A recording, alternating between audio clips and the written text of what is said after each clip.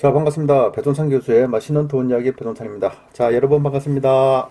2019년 순위 변경, 돈 되는 브랜드 사이, 아파트 수익의 보증수표라는 제목하에 오늘은 강의를 한번 해보도록 하겠습니다. 먼저 이 짝퉁 아파트 이름입니다. 뭐 여러분 많이들 알고 계시죠?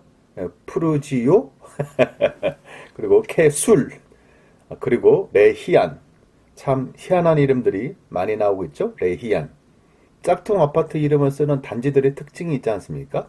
첫 번째로 보면 오래된 아파트라는 거, 또 두 번째로 보면 세대수가 많지 않다는 거, 또 세 번째로 보면 고층 아파트가 아니라 5층 정도 되는 그런 아파트라는 그 특징들이 있죠. 또 무엇보다도 사람들이 많이 좀 찾지 않는 아파트, 즉 가격이 그렇게 비싼 아파트가 아니다. 즉 돈이 되지 않는 아파트다라고 생각할 수가 있겠죠. 물론 이런 아파트들 뿐만이 아니죠. 기존에 있는 많은 아파트들도 아파트 이름을 변경들을 많이 했었죠. 뭐 사모 아파트가 이편한 세상 아파트로, 삼성 아파트가 레미안, 롯데 아파트가 롯데 캐슬, 현대 아파트가 힐스테이트, 이런 식으로 아파트 이름을 많이 개명들을 많이 해줬죠. 요 사모 아파트, 삼성 아파트, 롯데 아파트, 현대 아파트라는 거는 이게 오래된 아파트죠. 그리고 그 당시에 지어질 때만 하더라도 그냥 삼성이면 삼성 아파트고 현대 아파트면 그냥 현대 아파트라고 썼지 않습니까? 즉 이렇게 오래된 아파트 이름을 그대로 가지고 있었던 거죠. 그런 이름들을 이제 이편안이나 레미안이나 롯데캐슬이나 힐스테이트 같은 이름으로 이렇게 바꾼다는 거예요. 뭐 경기 변동이나 큰 이슈가 없는 상태에서 막상 이렇게 아파트 이름을 좀 바꿔보니까 실제적으로 서울에 있는 32평 아파트가 매매 금액이 3억 8천 하는 게 7개월 만에 5억 2천 하는 어떻게 보면 놀라운 변화가 일어났다는 거죠. 그만큼 어떻게 보면 뭐하다? 아파트 이름이 중요하다는 사실을 우리가 알 수가 있다는 겁니다. 그러면 아파트 이름은 왜 이렇게 중요하냐? 그것은 바로 아파트 명칭이 바로 뭐하고 연결됐다? 돈하고 연결됐다는 거예요. 그래서 여기 화면을 보시면 막 자석 속에 막 돈이 막 다가오지 않습니까? 이게 아파트 이름이죠. 이게 아파트 이름을 가지고 이게 돈이 막 다가오는 거예요. 왜 그러냐니까 이렇게 말씀드린 이렇게 좋은 아파트 또 명품 아파트 브랜드의 경우에는 입주할 때 입주 프리미엄이 있다는 거예요. 아파트 이름만 가지고도 그 자리에서 프리미엄이 형성된다는 거죠. 그리고 이 브랜드에 대한 만족도가 굉장히 높다는 겁니다. 왜 그러냐 하면 아파트를 많이 짓는 아파트들은 소비자들이 좋아하는 그런 디자인이나 그런 구조나 선호도에 대해서 만족도가 높다는 거죠. 그러니까 만족을 시킬 수 있는 그런 기술이 있다는 거 아닙니까? 그러다 보니까 소비자들 입장에서는 브랜드의 만족도가 올라간다는 거예요. 또 이 브랜드의 만족도가 올라간다는 얘기는 그 아파트의 가격이 상승한다는 얘기겠죠. 그래서 제가 중요하다 생각하는 거는 우리가 왜 이렇게 아파트 브랜드명에 대해서 왜 이렇게 선호를 하냐 하면 아파트의 가치가, 즉 가격이 상승하기 때문에 우리가 중요하다는 겁니다.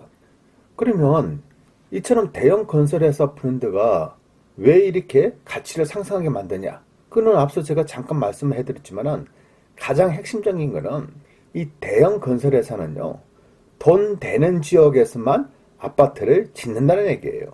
돈이 안 되는 지역은 대형 건설회사는 투자를 안 합니다. 즉, 투자를 안 한다는 얘기는 그 지역에 아파트를 건설을 안 한다는 얘기예요. 즉, 돈 되는 지역에 대해서는 대형 건설회사는 달라붙고 돈이 안 되는 지역에 대해서는 대형 건설회사가 달라붙지 않는다는 얘기예요. 단, 간혹 가다가 이 대형 건설회사인데도 요 신도시의 아주 중요한 자리가 아니라 좀 뭐 엉뚱하게 그냥 이렇게 아파트를 몇천 세대 짓는 경우도 종종 있겠죠. 이처럼 신도시가 아니면서도 단독으로 이렇게 아파트 단지를 지을 수도 있어요.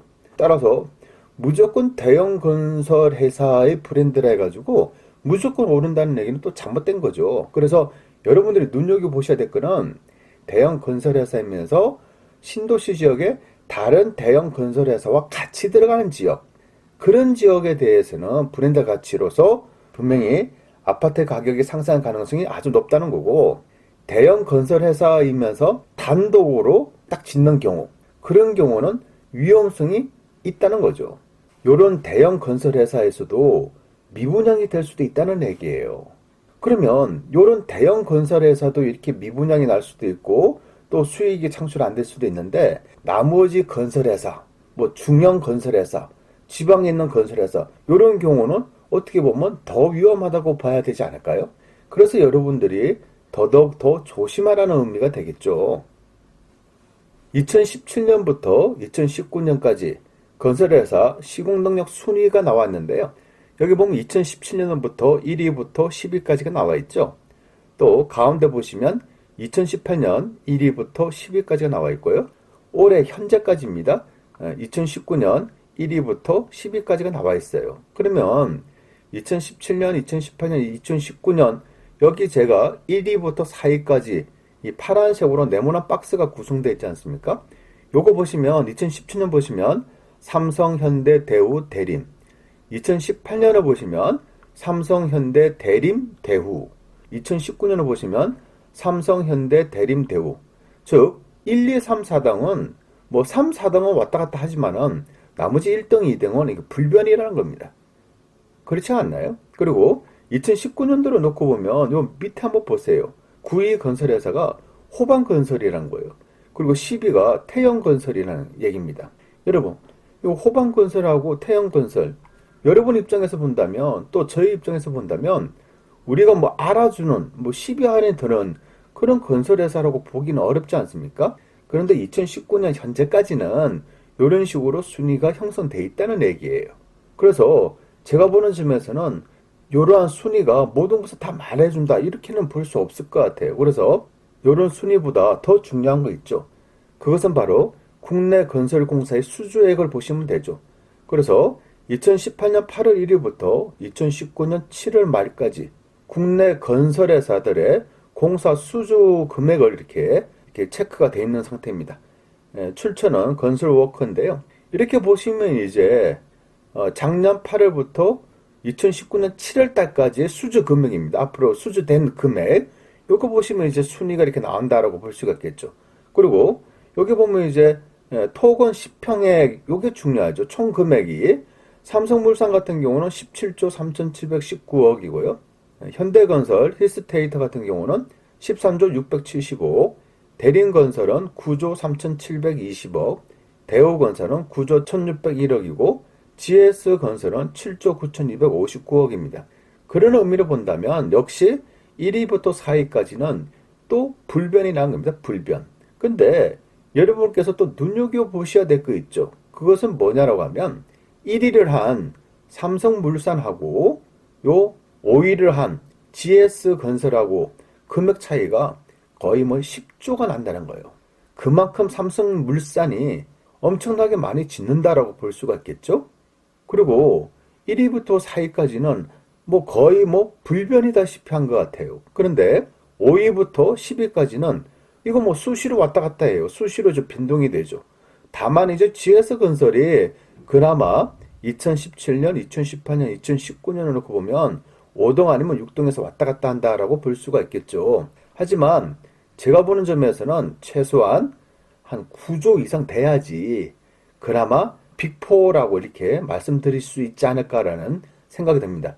즉 삼성, 현대, 대림, 대우 요 4개 회사의 브랜드가 역시 소비자들한테 인기도 많고 좋지 않을까라는 그런 생각을 한번 해볼 수가 있죠. SK건설이 9위인데요. 3조 9,578억입니다. 즉 1위 삼성물산하고 차이가 어마어마하게 나죠. 또 4위를 한 대우건설하고 SK건설하고도 차이가 한 2.5배 정도 차이가 나지 않습니까? 이 정도로 차이가 많이 난다는 얘기예요. 그러면 우리가 그냥 단순하게 SK건설이다, 포스코건설이다, 롯데건설이다, 현대산업개발이다, 그래서 무작정 좋아하는 것보다는 역시 안전한 게 좋지 않습니까? 1군 건설회사라 하더라도 이왕이면 1군 중에서도 더 나은 뭐 빅4 요 정도 건설회사가 우리가 투자성이 더 좋다라고 이렇게 말씀드릴 수가 있지 않겠습니까? 그러면 어떤 분들은 또 이렇게 말씀하실 수가 있죠. 아파트요?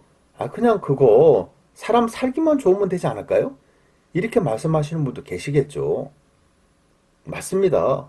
그럼요. 아니, 아파트라는 것이 사람들이 사는 공간이 아파트 아닙니까? 당연히 뭐 사람 살기 좋은 아파트가 좋은 아파트이겠죠. 맞아요.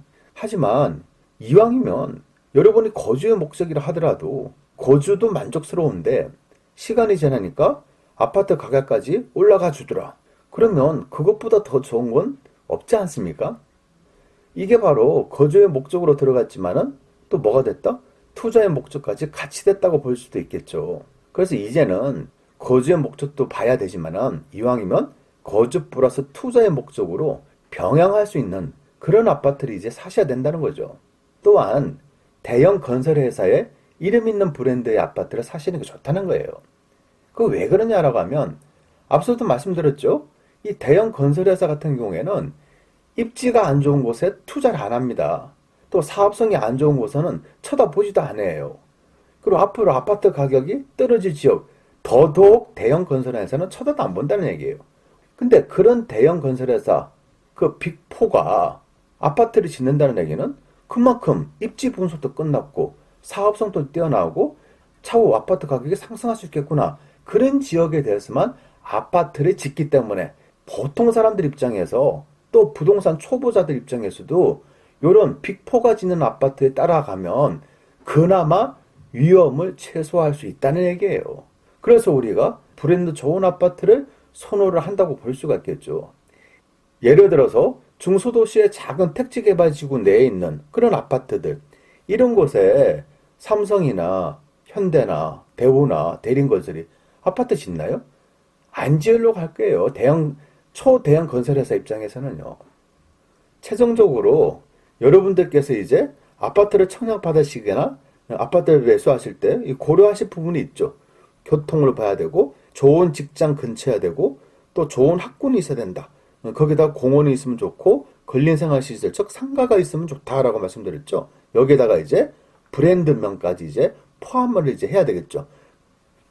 그래서 오늘은 여러분들이 아파트를 매수를 하실 때 아파트 브랜드명까지 꼼꼼히 살펴보시면서 투자를 하시면 분명 여러분에게 기쁜 소식이 또 행복한 소식이 많이 전달될 것이라고 저는 생각합니다.